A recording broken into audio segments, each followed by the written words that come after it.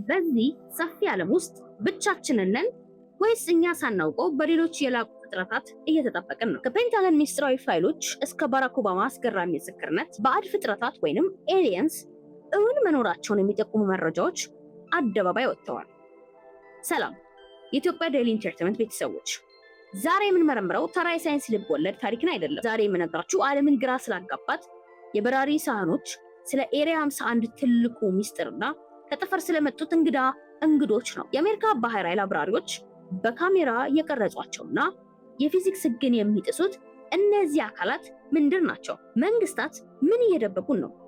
ከፊልሞችስ የትኛው ለእውነታ የተቃረበ ነው? ይህንን አዲስ ዘገባ እስከ መጨረሻው አብራችሁን በመቆየት ተከታተሉ። ይህ ታሪክ ከምድራችን ድንበር አልፎ ወደ ጠፈሩ ጥልቀት የሚዘልቅ የሰውን ልጅ የማጉትና ፍርሃት የቀላቀለና በዚህ ሰፊ ዓለም ውስጥ ብቻችንን ነን የሚለውን ዘላለማዊ ጥያቄ የሚመረምር ነው። ባዕድ ፍጥረታት አሉ ወይስ የሰው ልጅ የቅዠት ውጤቶች ናቸው? ይህ ትልቅ ክርክር ዛሬ ከመጋረጃ በስተጀርባ ወጥቶ በዓለም አቀፍ መድረኮች ላይ መነጋገሪያ ሆኗል።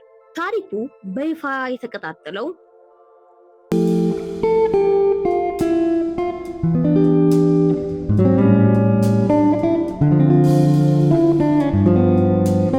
በ1947 ዓ.ም በኒው ሜክሲኮ በረሃ ሮዝዌል በተባለ ስፍራ ላይ አንድ ያልታወቀ አካል ከሰማይ ተከስክሶ በተገኘበት ወቅት ነው። ይህ ወቅት ዓለም ከሁለተኛው የዓለም ጦርነት ማብቂያ በኋላ ወደ ቀዝቃዛው ጦርነት እየገባች የነበረችበት፣ አሜሪካና ሶቪየት ህብረት የጠፈር ምርምር የበላይነትን ለመያዝ ሽቅድድም የጀመሩበት የታሪክ ምዕራፍ ነበረ። በሮዝዌል በረሃ ላይ የተገኘው ፍርስራሽ መጀመሪያ የሚበር ሳህን ተብሎ በጋዜጣ ቢታወጅም ወታደራዊ ባለስልጣናት ግን ወዲያውኑ የአየር ሁኔታ መከታተያ ፊኛ ነው በማለት መግለጫ ሰጡ። ነገር ግን ይህ መግለጫ የሰዎችን ጥርጣሬ አላበረደው። እንዲያውም ኤሪያ 51 የተባለው ሚስጥራዊ የአሜሪካ ጦር ሰፈር የባዕድ ፍጥረታት አስክሬንና የጠፈር መንኮራኩሮች የተደበቁበት ቦታ ነው የሚለው መላምንት በዓለም ዙሪያ ተናፈሰ። ይህ ክስተት የተከሰተው ዓለም በሂሮሺማና ናጋሳኪ የአቶሚክ ቦምብ ድንጋጤ ውስጥ በነበረችበትና የሰው ልጅ ከምድር በላይ ምን አለ ብሎ መጠየቅ በጀመረበት ወቅት ነበረ። ጄምስ ዋትሰንና ፍራንሲስ ክሪክ የዲኤንኤ መዋቅርን ገና ባላወቁበት በዚያ ዘመን የሰው ልጅ ከኛ የተለየ ህይወት ያለው ፍጥረት ሊኖር ይችላል የሚለው ሐሳብ እንደ ትልቅ ድንጋጤና ተስፋ ታየ። ስለ ባዕድ ፍጥረታት የሚነገረው ወሬ ለዓመታት እንደ ተራ ተረት ሲታይ ቆይቷል። ነገር ግን የቀድሞ የአሜሪካ ፕሬዝዳንት ባራክ ኦባማ የሰጡት ቃል ነገሩን ወደ ሌላ ደረጃ አሸጋግሮታል። ኦባማ በሰጡት ቃለ መጠይቅ ላይ እንዲህ ብለው ነበረ። እውነቱን ለመናገር በሰማይ ላይ የሚንቀሳቀሱና እንዴት እንኳን እንደሚንቀሳቀሱ የማናውቃቸው አካላት የተቀረጹባቸው ቪዲዮዎችና መዝገቦች አሉ። ፍጥነታቸውና አቅጣጫቸውን ልንረዳው አልቻልንም። ኦባማ ባዕድ ፍጥረታትን በዓይኔ ያላየሁም ቢሉም መንግስት ሊያብራራቸው የማይችላቸው የበረራ አካላት አንአይደንቲፋይድ ኤሪያል ፊኖሜና መኖራቸውን በይፋ ማመኑ በዓለም ዙሪያ ያሉ የጠፈር ተመራማሪዎች ሴራ አለ የሚሉ ሰዎችን ቀልብ ስቧል። የሆሊውድ ፊልሞች ባዕድ ፍጥረታትን በተለያየ መልኩ ይስሏቸዋል። አንዳንዶቹ እንደ ኢንዲፔንደንስ ዴይ የጥፋት ኃይል አድርገው ሲያቀርቧቸው፣ ሌሎች ደግሞ እንደ ኢቲ ሰላማዊ አድርገው ይስሏቸዋል። ነገር ግን ሳይንቲስቶች እንደሚሉት ከሆነ በ2016 የወጣው አራይቫል የተባለው ፊልም ከእውነታው ጋር ሊቀራረብ ይችላል። ሁሉም የሚያሳየው ባዕድ ፍጥረታት ሲመጡ ዋነኛው ፈተና መግባባት መሆኑን ነው። የሰው ልጅና የጠፈር ፍጥረታት ፍጹም የተለየ ቋንቋና አስተሳሰብ ሊኖራቸው ስለሚችል ግንኙነቱ እጅግ አስቸጋሪ እንደሚሆን ይገመታል። ለብዙ አስርተ ዓመታት ስለ ባዕድ ፍጥረታትና ስለ በራሪ ሳህኖች ማውራት እንደ እብደት ወይንም እንደ ተራ ተረት ይቆጠር ነበር። ነገር ግን በቅርብ ዓመታት ውስጥ የዓለም ፖለቲካና ሳይንስ ያልተጠበቀ አቅጣጫ ይዘዋል። በተለይም በ2021 የአሜሪካ መከላከያ ሚኒስቴር ይፋዊ ሪፖርት ማውጣቱ የሰው ልጅ በጠፈር ውስጥ ብቻውን ስላለመሆኑ አዲስ ክርክር ጭሯል። በ2004 እና 2015 መካከል የአሜሪካ ባህር ኃይል አብራሪዎች በልምምድ ወቅት ያጋጠሟቸውን ክስተቶች እጅግ አስገራሚ ነበሩ። አብራሪዎቹ በራዳራቸውና በካሜራዎቻቸው የቀረጿቸው አካላት ምንም አይነት ክንፍ ወይንም ሞተር የሌላቸው፣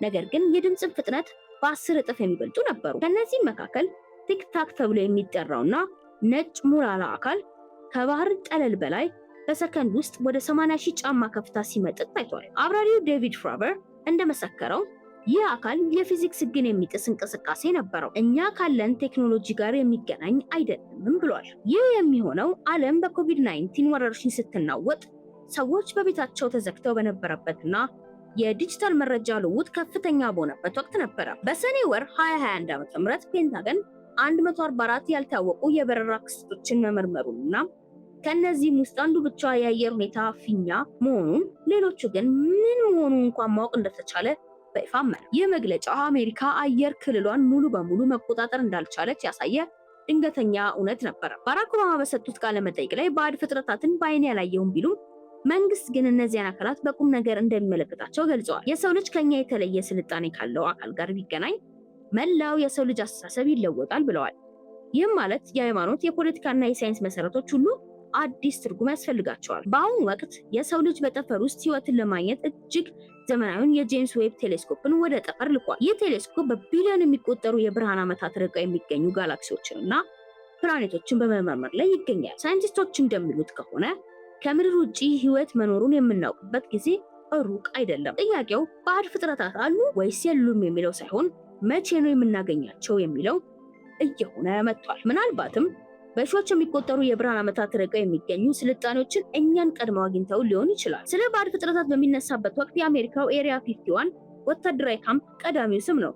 በኔቫዳ በረሃ መካከል የሚገኘው የእጅግ ምስጢራዊ ቦታ ለዓመታት በአሜሪካ መንግስት የለም ተብሎ ሲካድ ቆይቷል። ነገር ግን በውስጡ የሚከናወኑት ነገሮች ከምድራዊ ቴክኖሎጂ በላይ መሆናቸውን የሚጠቁሙ በርካታ መረጃዎች እየወጡ ነው። በ1989 ቦብ ላዛር የተባለ ሳይንቲስት በቴሌቪዥን ቀርቦ የሰጠው ምስክርነት ዓለምን አስደንግጧል። ላዛር በኤሪያ 51 አቅራቢያ በሚገኝ ኤስ4 በተባለ ቦታ 9 የሚበሩ ሳህኖች አይቻለሁ፣ አንዱንም እንድመረምር ተመድቤ ነበር ብሏል።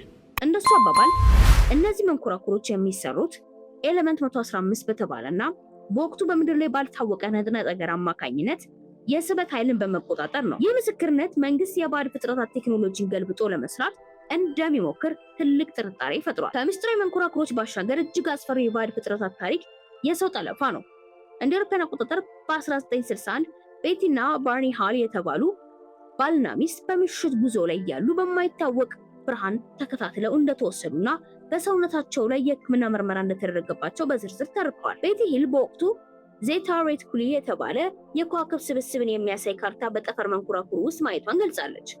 የሚገርመው ነገር በወቅቱ ያ የከዋክብት ስብስብ በስነ ከዋክብት ተመራማሪዎች ዘንድ ገና አልታወቀም ነበረ። ይህና መሰል ታሪኮች ባዕድ ፍጥረታት እኛን እያጠኑን ነው ወይ የሚል ስጋት ይፈጥራሉ። ይህ ታሪክ ዓለም ከቀዝቃዛው ጦርነት ማብቂያ በኋላ በ1990ዎቹ መጀመሪያ አካባቢ ሰዎች ለሴራ ትንታኔዎች ትልቅ ቦታ በሰጡበት ወቅት ነበረ። ታዋቂው ዘ ኤክስ ፋይልስ የተባለ ተከታታይ ፊልም እውነቱ በዚያ አለ ዘ ትሩዝ ኢዝ አውት ዜር በሚል መሪ ቃል በሚሊዮኖች የሚቆጠሩ ሰዎች አእምሮ ስለ ባዕድ ፍጥረታት ሚስጥር እንዲጠራጠሩ አድርጓል። ሳይንቲስቶች ፌርሚ ፓራዶክስ የሚሉትን ጥያቄ ያነሳሉ። ዓለም በዚህ ደረጃ ግዙፍ ከሆነችና በቢሊዮን የሚቆጠሩ ፕላኔቶች ካሉ ለምን እስካሁን አንድም ባዕድ ፍጥረት አላገኘንም?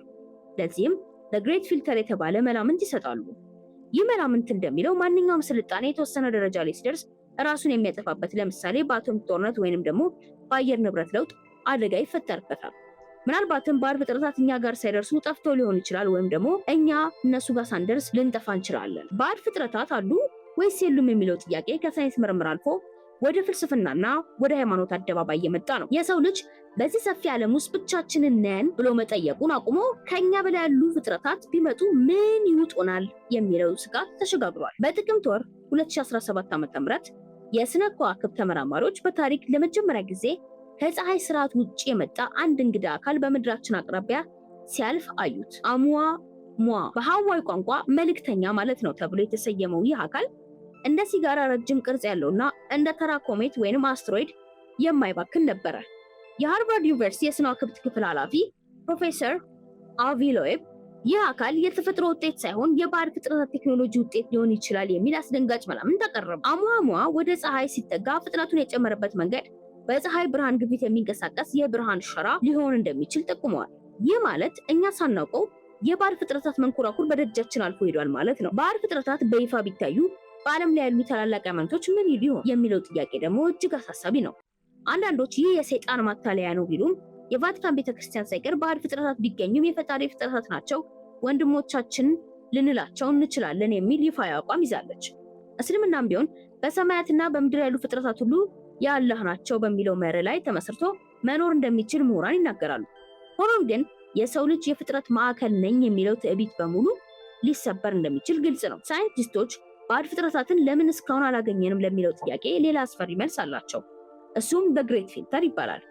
ይህ መላምት እንደሚለው ማንኛውም ስልጣኔ የተወሰነ የቴክኖሎጂ ደረጃ ላይ ሲደርስ ለምሳሌ አቶሚክ ቦምብ ወይም አርቲፊሻል ኢንተለጀንስ ሲፈጠር ራሱን የሚያጠፋበት አደጋ ያጋጥመዋል። አስቀድሜ እንዳልኩት በቢሊዮን የሚቆጠሩ የጠፈር ስልጣኖች እኛ ጋር ሳይደርሱ ጠፍተው ሊሆን ይችላል።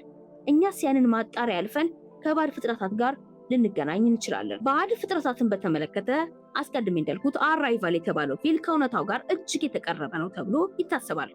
ፊልሙ እንደሚያሳየው ባዕድ ፍጥረታት ሲመጡ ትልቁ ፈተና ጦርነት ሳይሆን መግባባት ሊሆን እንደሚችልና አለመግባባታችን ደግሞ ለላቀ ጦርነት ሊልከን እንደሚችል ይገምታሉ። እናንተስ ባዕድ ፍጥረታት አሉ ብላችሁ ታምናላችሁ ወይስ ይህ ሁሉ የአሜሪካ መንግስት ሌላ የቴክኖሎጂ ሚስጥሩን ለመደበቅ የሚጠቀምበት ሴራ ነው? የእናንተ አስተያየት ለእኛ ትልቅ ዋጋ አለው። በኮመንት መስጫው ላይ በዝርዝር ጻፉልን። ይህ በሚስጥር የተሞላ መረጃ ለብዙዎች እንዲደርስ ላይክ እና ሼር ማድረጋችሁን እንዳትረሱ። ሚስጥራዊና ድንቅ የታሪክ ድርሳዎች ለማግኘት ሰብስክራይብ በማድረግ የኢትዮጵያ ዴይሊ ቤተሰብ ይሁኑ። ባዕድ ፍጥረታት አሉ ቢባልም ባይባልም አንድ ሁለት ግን ግልጽ ነው። እሱም የሰው ልጅ የማወቅ ጉጉት ከምድራችን ወሰን አልፎ ወደ ጠፈሩ ጥልቀት መዝለቁ ነው። የሚገርመው ግን የሰው ልጅ ስለ ጠፈር ሲጨነቅ አጠገባችን መሬት ላይ ያለውን ውቅያኖስ እንኳን አካሎ አለመጨረሱ ነው።